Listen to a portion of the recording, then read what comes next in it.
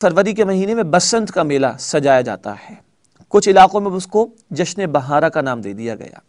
کچھ حضرات نے جو کہ اہل علم ہیں یہ بھی ثابت کیا کہ اس کا آغاز ایک اس لڑکے کی پھانسی کے بعد اس کو ہیرو بنائے جانے کے دن کو منانے کے اعتبار سے ہوتا ہے کہ جس ایک ہندو لڑکے نے نبی اکرم صلی اللہ علیہ وسلم کی شان مبارکہ میں گستاخی کی تھی.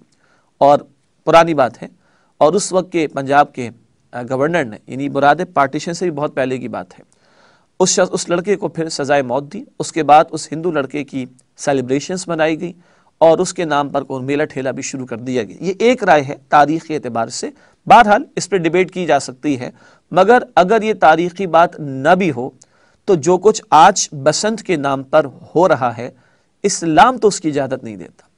سپریم کورٹ پابندی لگائے تب بھی وہ دھاتی ڈور استعمال کی جاتی ہے. پنجاب میں بہت زیادہ ہے, کراچی میں بھی شروع ہو گیا ہلکا بھلکا معاملہ, دیگر علاقوں کے اندر بھی.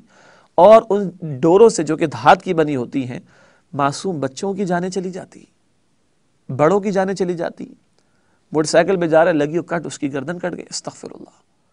ہم کیا جانور بن گئے, کیا درندے بن گئے ہم لوگ؟ کیا قانون موجود ہے اس کے متعلق اور یہ ڈورے روکی نہیں جاتی اور دھڑلے کے ساتھ جو ہے وہ پورے ملک کے اندر سلسلہ جاری رہتا ہے. پھر اب اس کو جشن بہاراں کا نام دے دیا گیا ہے اور اس جشن بہاراں کے نام پر سارے فیسٹیولز اور پھر بے حیائی, گانے, ناچ گانے, کانسرٹس اور عورتوں اور مردوں کا آزادانہ اختلاط, پھر وہ ڈریس کا کم سے کم ہونا, پھر انسٹیٹیوشنز, اکیڈمک انسٹیٹیوشن میں, یونیورسٹیز کے اندر ہلا گلا, پھر وہ محرم نامحرم کا اختلاط, پھر وہ ہاتھ ٹچ, کہاں تک معاملہ جا رہا ہے. غیرت نام تھا جس کا گئی وہ تیمور کے گھر سے. ظاہری بات ہے ہمیں اس کی مخالفت کرنی چاہیے. قرآن کہتا ہے سورہ بنی اسرائیل میں آیت نمبر 26 و 27 میں وَلَا تُبَذِّرْ تَبْذِيرًا, مال کو بیجا خرچ نہ کرو. اِنَّ الْمُبَذِّرِينَ كَانُوا إِخْوَانَ الشَّيَاطِينَ, یہ بیجا مال اڑانے والے شیاطین کے بھائی. اتنا لاکھوں کروڑوں اربوں روپیہ لگا دیا جاتا ہے اس کے اوپر.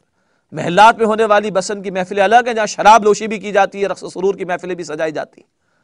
جس قوم کے 9 کروڑ افراد, جی ہاں UNO کی رپورٹ کے مطابق پاکستان میں 9 کروڑ افراد, ہاف آف دا پاپولیشن جو ہے وہ 2 وقت کھانا پیٹ بھر کے روزانہ نہیں کھا پاتی. اور وہاں یہ اللہ تعالی اس کو حکومتی سپورٹس بھی ملتی ہے, میڈیا بھی اس کو بڑی کوریج دیتا ہے ان چیزوں کو پھیلانے کے اندر. جس ملک کی آدھی آبادی 2 وقت کا کھانا نہ کھا پاتی ہو, جس ملک کے 70% عوام کم و بیش غربت کی سطح پر زندگی بسر کر رہے ہوں, جو مقروض ترین ملکوں میں سے ایک ملک ہو, یہ ظلم وہاں پہ ڈھایا جاتا ہے.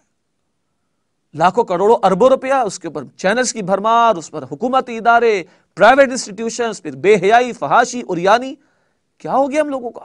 اور جو جانے ضائع ہو رہی اس کے اوپر. ہمارے رسول نے تو یہ فرمایا صلی اللہ علیہ وسلم, پھل لے کر آتے ہو تو پڑوس کے یہاں بھی بھیجو. اگر پڑوس میں نہیں بھیج سکتے تو چھلکا ایسے نہ پھینکنا کہ اس کے بچے دیکھے تو وہ احساس کمتری کا شکار ہو. یہاں لوگ بھوک سے مر جاتے ہیں, ان کے پاس علاج کا پیسہ نہیں, اور یہاں چند وہ لوگ ہیں جن کے پاس کروڑوں روپیہ بہانے کو موجود ہے. شرم نہیں آتی؟ ہم وہ لوگ ہیں جن کے رسول نے فرمایا کعبے کو خطاب کر کے, اے کعبہ تو کتنی عزت والا ہے, مگر اللہ کی قسم جس کے ہاتھ میں محمد صلی اللہ علیہ وسلم کی جان ہے, ایک مسلمان کی جان اے کعبہ تو اس سے زیادہ قیمتی. یہاں 100 150 200 افراد اس کی نظر ہو جاتے. بسنت کے نام پہ لوگ ہلڑ بازی کر رہے ہیں, فائرنگ کر رہے ہیں, لوگ مر رہے ہیں, دھاتی ڈور استعمال کر رہے ہیں, لوگ مر رہے ہیں. انا للہ و انا الیہ راجعون. قرآن کہتا ہے سورہ مائدہ کی آیت نمبر 32 میں, جس نے ایک جان کو بغیر کسی وجہ کے قتل کیا اس سے ساری انسانیت کو قتل کیا. قرآن کہتا ہے سورہ نساء کی آیت نمبر 93 میں, جس نے جان بوجھ کر ایک مسلمان کو قتل کیا وہ مدتوں جہنم میں پڑا رہے گا. اللہ کا غضب اور اللہ کی لعنت اس پر ہوگی اور ذلت والا عذاب اس کے لیے ہوگا. اور یہاں لوگ کہتے ہیں جی انٹرٹینمنٹ ہے, یہ انٹرٹینمنٹ ہے, یہ خون انٹرٹینمنٹ جو جانوں کو بھی قربان کر دے, جانیں بھی لے لے. یہ انٹرٹینمنٹ جو غیرت کا جنازہ نکال دے, یہ انٹرٹینمنٹ جو بے حیائی کو پروموٹ کرے, جس کے نتیجے میں کتنی زناکاری اور کس قدر غلط قسم کے جذبات معاشرے کے اندر پروان چڑھے. اور پھر ہمارا دعویٰ ہے کہ مسلمان ہیں, پھر ہم کہتے ہیں کہ ہم پر مصیبتیں کیوں آتی.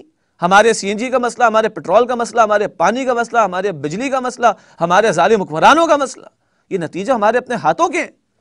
قرآن کہتا ہے سورہ شورى کی آیت نمبر 30 میں, ما اصاب من مصیبت فبما کسبت ایدیکم, جو تم پر مصیبت آتی تمہارے اپنے کرتوتوں کی وجہ سے آتی.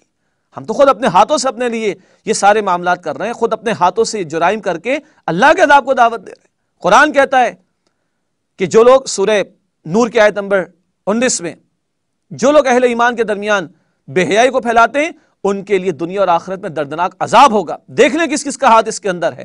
پرائیویٹ انسٹیٹیوشنز ہو, میڈیا ہو, یا حکمران ہو, یا گورنمنٹ ہو ہماری, جو اس طرح کی بے حیائی کی چیزوں کو پروموٹ کرتے ہیں, قرآن واضح اس بارے میں. کیا جواب دیں گے کہ اللہ سبحانہ و تعالیٰ کو ہم جا کر؟ اللہ تعالیٰ ہمارے حال پر رحم کرے اور ہمیں اس طرح کی گندگیوں سے, بے حیائی کی باتوں سے, اس طرح کے فضول رسومات سے, اس طرح کے گناہوں کے کاموں سے بچائے. اللہ ہمارے حال پر رحم کرے. اللہ تعالیٰ ہمیں توبہ کرنے کی اور اس طرح کے برے کاموں سے بچنے کی توفیق عطا فرمائے.